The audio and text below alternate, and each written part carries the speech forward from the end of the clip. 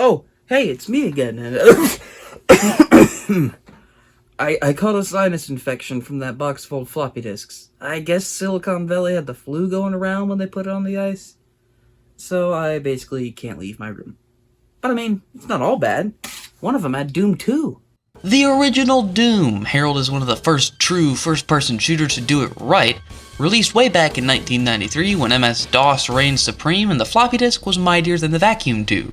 PC games back then were a mixed bag, being predominantly horrible strategy games or half-hearted platformers.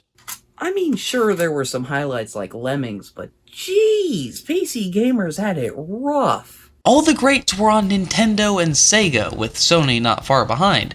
So what's a struggling id Software to do? They could just release a sequel to their okay platformer series Commander Keen, or try something new. Wolfenstein 3D was their answer to this question. It did really well and created a really good engine for 3D shooters. It also got banned in Germany. Wolfenstein was a massive hit, destroying the limitations of old PCs and giving a surprisingly good 3D experience. But the folks at id immediately got to thinking, I can do better. id Software released something that could be called a masterclass in pushing limitations, taking old Office PCs that could barely run Microsoft Word and making them play a 3D game. Yeah, that went alright, I think. Doom was a phenomenon. It spread like wildfire to every DOS in the country and quickly became a reason for workplaces to start monitoring their employees a little more closely. And the real reason this was all possible was shareware. The first episode of Doom was available for free on the internet, but if you wanted to play the rest of it, you would have to actually buy the game. This way, even if you didn't buy Doom, you darn well played it. It was so successful that they realized they would need to act fast if they wanted to cash in on the hype. So, taking about 3 months of development time, they made Doom 2 Hell on Earth. It was basically a massive add-on to the original Doom that was better, mostly. 32 new levels, a brand new weapon and power-up, debatably better level design that was more open and maze-like due to the more powerful hardware, and a new final boss. You just can't top a game like this, until they do literally that exact thing 2 days later. Not only that, it would end up getting multiple expansion packs over the next few years, even one over a decade later. I mean, that takes dedication. Nintendo dropped Mario Golf Super Rush in like 3 months. Almost every facet of this game is just so well designed, but we can't be so broad with a statement like that, so let's start with the controls. The game doesn't have many of them. Yeah, the original Doom didn't allow you to look up and down or even jump, so the control set was a little limited. But at the time, this was incredible. The DOS version I'm playing is made playable on Windows through GZ Doom. Big props to those guys, by the way, this is quality work. This port of Doom 2 gives me the option to turn on vertical mouse movement and jumping, but I only ended up using the jump because the game felt wrong with the camera movement and it felt sluggish without the jump. I may respect tradition, but I don't play games that don't have a jump button. Shut! Well, there aren't any more controls to really speak of. I mean, there's running that you have toggled on basically the whole time, and a crouch, I guess. So let's quickly go over the story.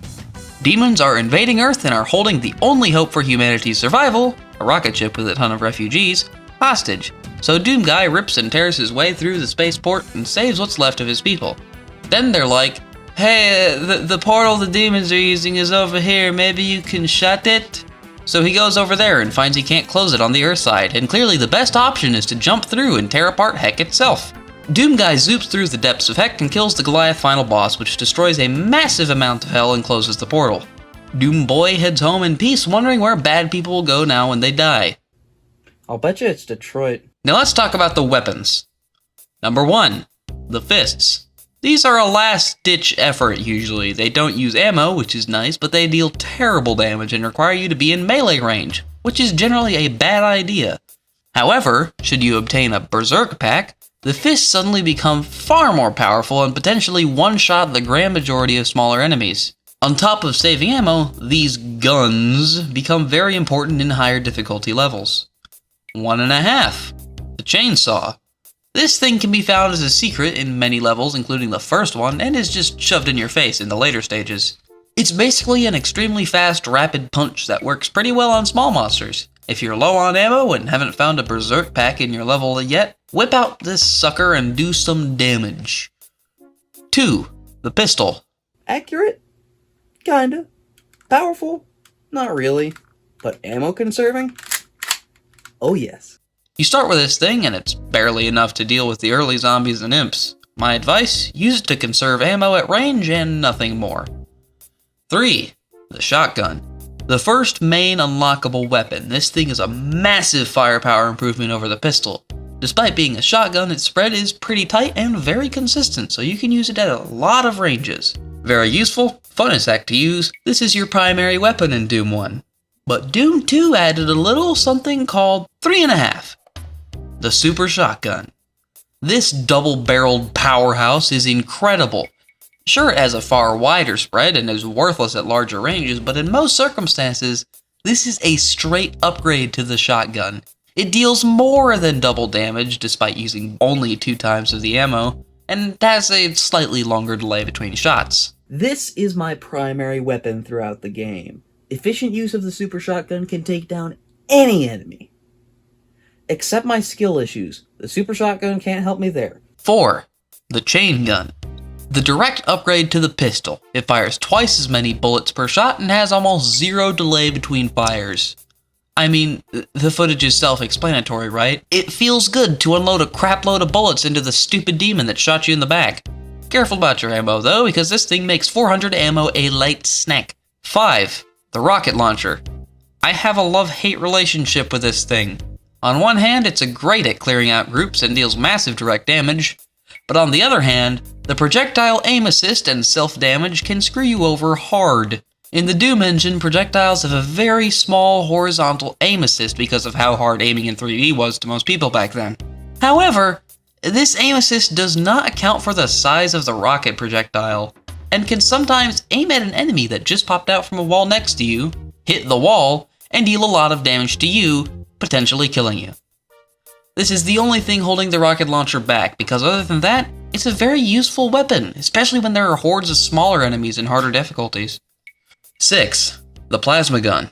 Well, if we have a plasma gun, then where's the solid gun? The gas gun? The liquid gun? Oh wait, we have that one. This is a rapid-fire plasma launcher that shreds single targets really well and can deal with groups just fine. Its main use is blasting boss monsters off the face of the earth, but works in pretty much any situation. Versatile and powerful, save this for the bigger encounters. 7. The BFG 9000. The big gun. This thing fires a moderate damage plasma ball and a large blast of plasma energy that can target dozens of enemies in front of the player. This is the definitive screw you button to every enemy within a 10-meter radius. It shares an ammo pool with the plasma gun, taking 40 per shot, and is not as good with single target damage, but its power when fighting groups is undeniable. The BFG will delete hordes of enemies with a single click of the mouse. But a weapon with nothing to shoot at is about as useful as a hot water bottle in the New Mexico desert. So let's look at the monsters. The zombie man is absolutely pathetic, and is only even remotely a threat in large groups when you don't have a chain gun or better. So they are never a threat. The shotgun guy, on the other hand, can deal some surprisingly big damage if left unchecked, but they too have a minuscule health pool and go down pretty fast. The imp appears extremely early on and uses a projectile rather than a gun, and also has a melee attack should you get too close. Pretty much every enemy that isn't a zombie with a gun has one of these melee attacks, so get used to keeping a distance. These guys only take a single shotgun blast to dispatch, but in large groups you better have a rocket launcher and a plan because they have pretty quick attack intervals. The demon, or Pinky as the community calls them, is a fast-moving melee tank that can give you some real problems if you don't have the super shotgun. Even in hordes, these guys can be easily kited with the super shotgun and rocket launchers, so they really aren't much of a threat until they get you cornered. In which case, blast through them and pray you can slip by. The Spectre is literally just a Pinky that is mostly transparent. Deal with them accordingly. I'm sorry, Mr. Spectre. Your insurance just doesn't cover resurrection. The Chain Gunner is by far the worst zombie monster, dealing rapid hit scan damage and taking a few more hits than the others. This guy is dangerous and should be taken out as quickly as possible. Hell Knights and Barons of Hell are basically the same enemy, but the Knight has a smaller health pool than the Baron. They both have big projectiles and melee attacks that can hurt a lot. Keep your distance and wail on them with the super shotgun or the plasma gun if you're low on time. The Cacodemon? It's one of those. He's quite possibly the face of the classic Doom community. With his funny looking grin and not very terrifying visage, it's not a wonder the players saw this fella as just a goofy meatball. He flies and shoots fireballs, take him down whenever possible. The Lost Soul is a flying melee enemy that charges at you and deals respectable damage. These things are pretty annoying and need to be killed ASAP as they simply can't be ignored. But you can ignore my soul all you want. It's used to it. The Revenant is a big Skelebro who fires off homing shots and also throws haymakers. These guys are awful and the homing projectiles need to be fooled or blocked somehow because they don't ever stop following you. You could run 6 miles and that fireball would still be gaining ground. Take the Skeleboys out as fast as you can. The Mancubus is a big boy with 2 big guns. He takes a good bit of firepower to put down and his blasts will leave you hanging on by a thread if you don't send him to Brazil fast enough. The Arachnotron, a brain that acquired legs. It fires a weapon similar to the plasma gun and can rack up lethal damage if left unchecked. Take out the freaky bugs quickly. The Pain Elemental is the scarier, more skeletal cacodemon that instead of firing off pitiful fireballs, spawns lost souls that charge in your direction. This is one of the most dangerous basic enemies in the game and should not be taken lightly. The Archvile crosses the bridge between basic enemy and boss monster, but stops just 2 steps short of the end due to a lack of a giant health pool. This guy, this weird yellowed corpse, not only has an attack that only misses if you're behind cover, not only deals absurd amounts of damage, he also revives other enemies you have killed. Just burn it. Kill it with fire, and please don't start appearing in every level. So on to the 3 boss monsters. These things are going to take a lot of your ammo and a considerable amount of your health to finish off. So, suit up, grab your weapons, grill the meatballs, boot up DOS, and turn on the 90s sound card, because we have some Doom to play. The Spider Demon will appear before or after the Cyber Demon, depending on what difficulty you play. If you play on either of the harder difficulties, they show up in the 4th level Crusher and promptly get shredded by the map physics. But other than that, these are giant bullet sponges with a Gatling gun strapped to their underside. Take full use of cover and pray you've got enough rockets to take it out because the plasma gun won't help you against a boss that is fully hit scan. The Cyber Demon is a good bit more interesting than the Spooter. It has 1,000 more health, fires off rockets that can 2-shot even the healthiest of players, and is far more aggressive at flushing the player out of hiding. There is a reason this abomination made it to the cover artwork. He is a tank and the toughest enemy you face in the game. Now the final boss is a bit interesting. Instead of being a big monster that's shooting at you, it's instead a stationary object that's spawning all the other monsters. And you can only hit it from this one ledge with rockets. The name of this thing is the Icon of Sin. Wow, they really leveled up their naming conventions with this one. Technically, the final boss is John Romero, but you can't see him because he's hidden behind the giant demon face right here. But yeah, to beat the game, you must kill John Romero, the creator of the game. Now there are 2 secret levels with 2 unique enemies that can be accessed through a secret exit in level 15. And they are a reference to id Software's previous game, Wolfenstein 3D. Unfortunately, that means it sports similar Nazi imagery and is also banned in Germany, so it can't be properly shown in this video. A later remake of Doom 2 replaced all the swastikas and stuff with more monetization-friendly Wolfenstein logos and a less mustachioed leader. But I am playing on the old DOS version. Which means I get the full experience, demonetization and all. Oh. Yes? Here you don't even get monetized, just show it. Okay. The enemies are just a shotgun guy rebranded as a Nazi soldier and a harmless effigy of Commander Keen that you need to kill 4 of to exit the second secret level. Yeah, they didn't care much for their old days at this point. It was first-person shooters from here on out. The levels are the point of contention in the Doom community, with many of them not living up to the standards set by the first game. But hey, they needed to eat that weekend. The first 10 levels are generally better in design, with well thought out mazes and very few issues at all. Many of them have iconic moments like the reveal of the super shotgun or the insane arena gameplay of Dead Simple. They really did good on these ones, but hoo boy, this is the calm before the storm. The city levels are where Doom 2 really struggles, with multiple of these feeling unnecessarily confusing and overcomplicated.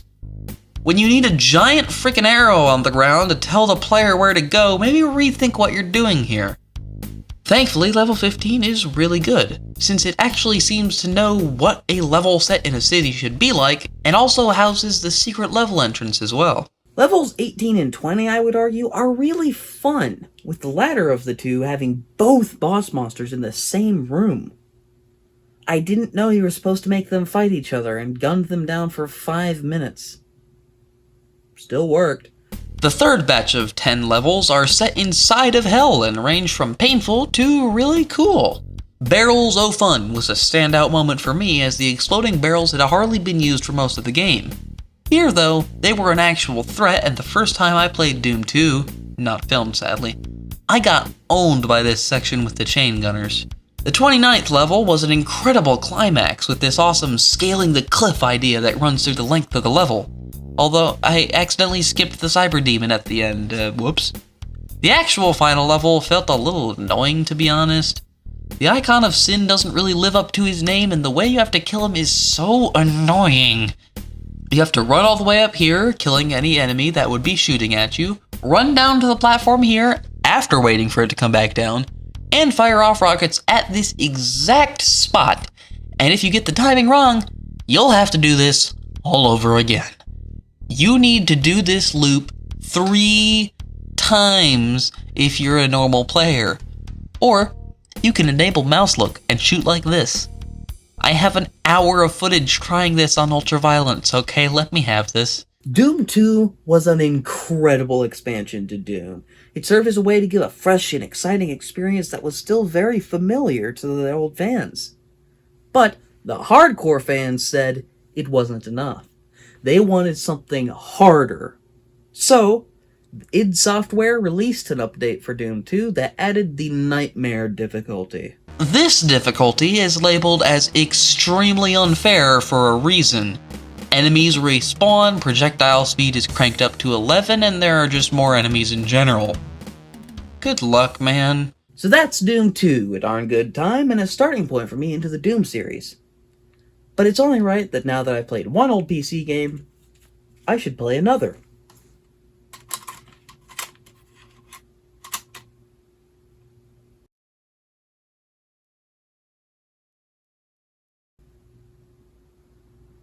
Where's the jump?